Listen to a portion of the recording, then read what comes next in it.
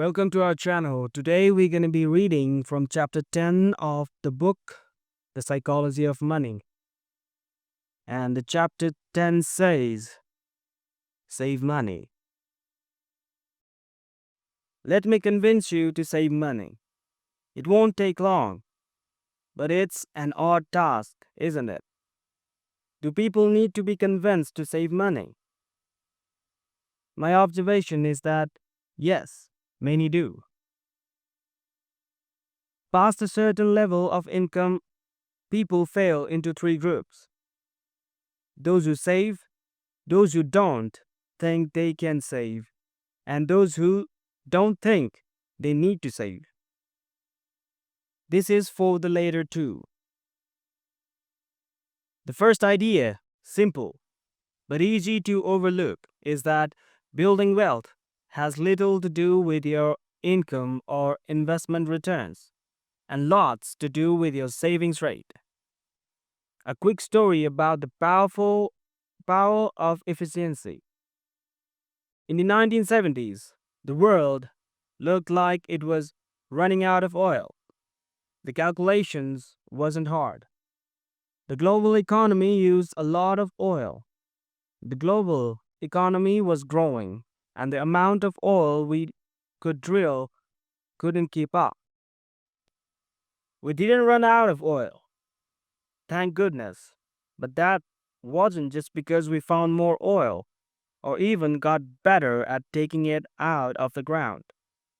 The biggest reason we overcome the oil crisis is because we started building cars, factories, and homes that are more energy efficient than they used to be. The United States uses 60% less energy per dollar of GDP today than it did in 1950. The average miles per gallon of all vehicles on the road has doubled since 1975. A 1989 Ford Taurus sedan averaged 18 miles per gallon. A 2019 Chevy Suburban absurdly large SUV averages 18.1 miles per gallon. The world grew its energy wealth not by increasing the energy it had, but by decreasing the energy it needed. U.S. oil and gas production has increased 65% since 1975, while conservation and efficiency has more than doubled what we could do with the energy. So it's easy to see which has mattered more.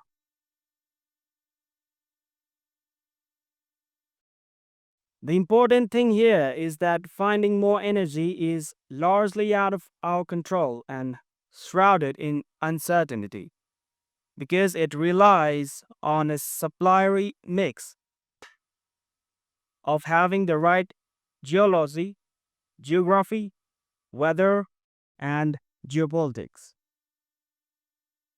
But becoming more efficient with the energy we use is largely in our control. The decision to buy a lighter car or ride a bike is up to you and has a 100% chance of improving efficiency. The same is true with our money. Investment returns can make you rich, but whether an investing strategy will work and how long it will work for and whether markets will cooperate is always in debate. Rituals are shrouded in uncertainty. Personal savings and frugality, financial conversations, and efficiency are parts of the money equation that are more in your control and have a 100% chance of being as effective in the future as they are today. If you view building wealth as something that will require more money or big investment returns, you may become as pessimistic as energy doomers were in the 1970s. The path forward looks hard and out of control. If you view it as powered by your own frugality and efficiency, the destiny is clearer. Wealth is just the accumulated leftovers after you spend what you take in. And since you can build wealth without a high income, but have no chance of building wealth without a high savings rate, it's clear which one matters more. More importantly, the value of wealth is relative to what you need. Say, you and I have the same net worth, and say you are a better investor than me. I can earn 8% annual returns, and you can earn 12% annual returns.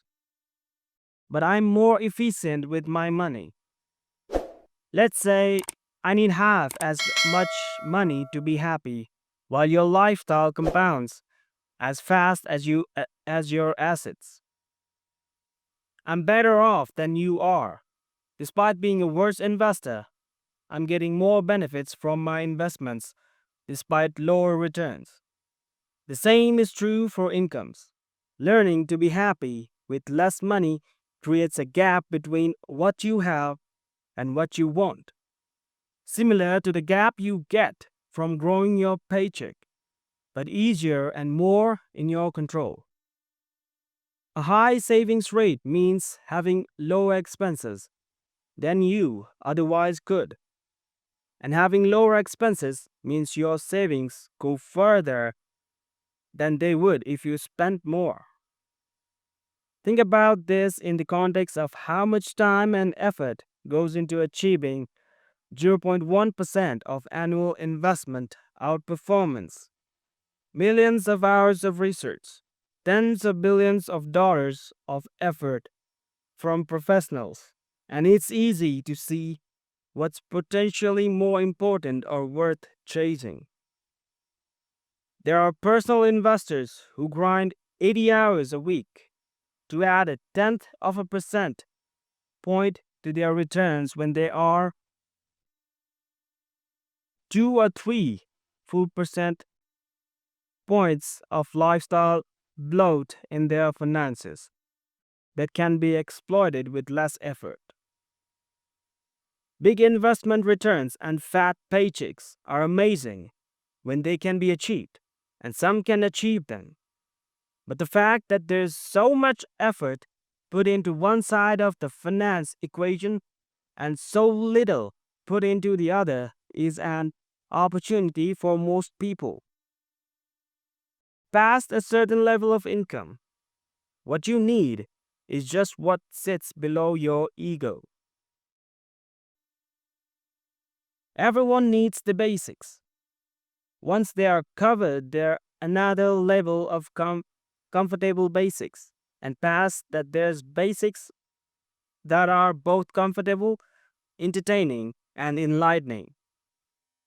But is spending beyond a pretty low level of materialism is mostly a reflection of ego approaching income, a way to spend money to show people that you have or had money.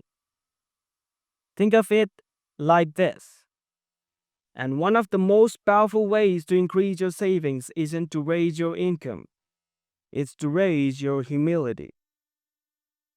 When you define savings as the gap between your ego and your income, you realize why many people with decent incomes save so little. It's a daily struggle against instincts to extend your peacock feathers to their outermost limits and keep up with others doing the same. People with enduring personal finance success, not necessarily those with high incomes, tends to have a propensity to not give a damn that others think about them. So people's ability to save is more in their control than they might think. Savings can be created by spending less. You can spend less if you desire less, and you will desire less if you care less. about what others think of you. As I argue often in this book, money relies more on psychology than finance. And you don't need a specific reason to save. Some people save money for a down payment of a house or a new car or for retirement. That's great, of course. But savings does not require a goal of purchasing something specific. You can save just for saving's sake. And indeed, you should. Everyone should. Only savings for a specific goal makes sense in a predictable world, but ours isn't. Saving is a hedge against life's inevitable ability to suppress the hell out of you at the worst possible moment.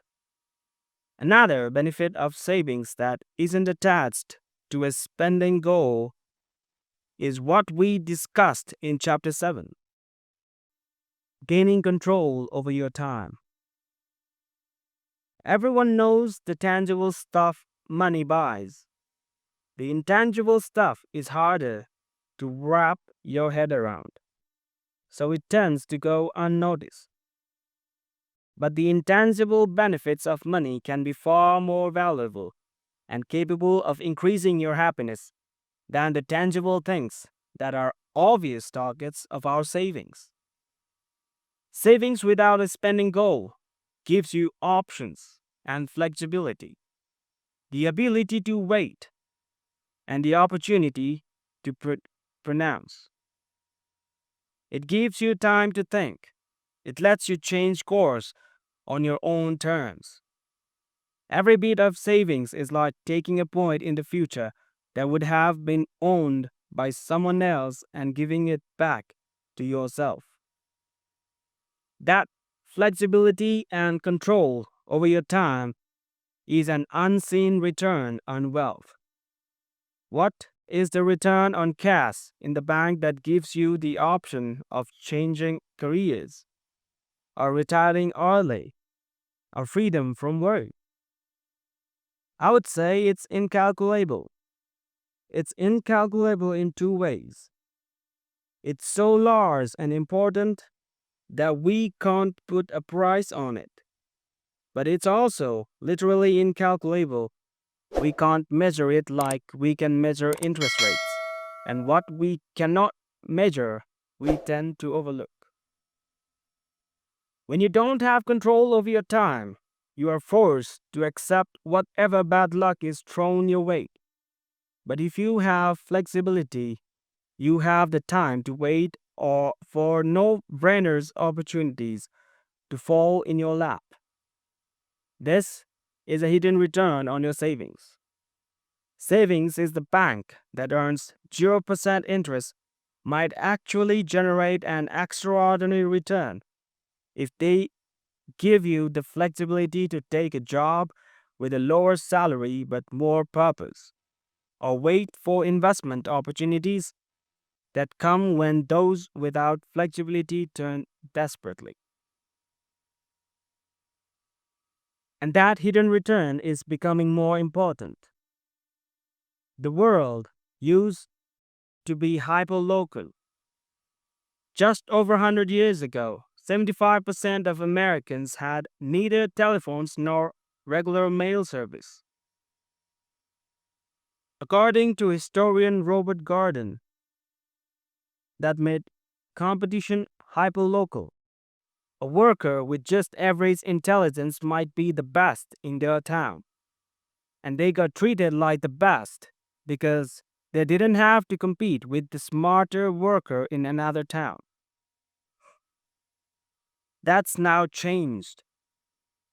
A hyper-connected world means the talent pool you compete in has gone from hundreds or thousands spanning your town to millions or billions spanning the globe.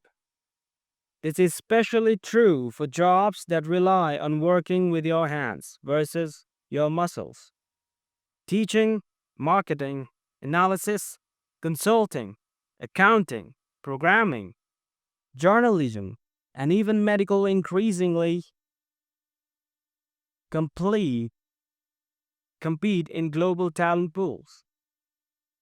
More fields will fall into this category as digitization erases global boundaries, as software eats the world, as venture capitalist Mark Anderson puts in.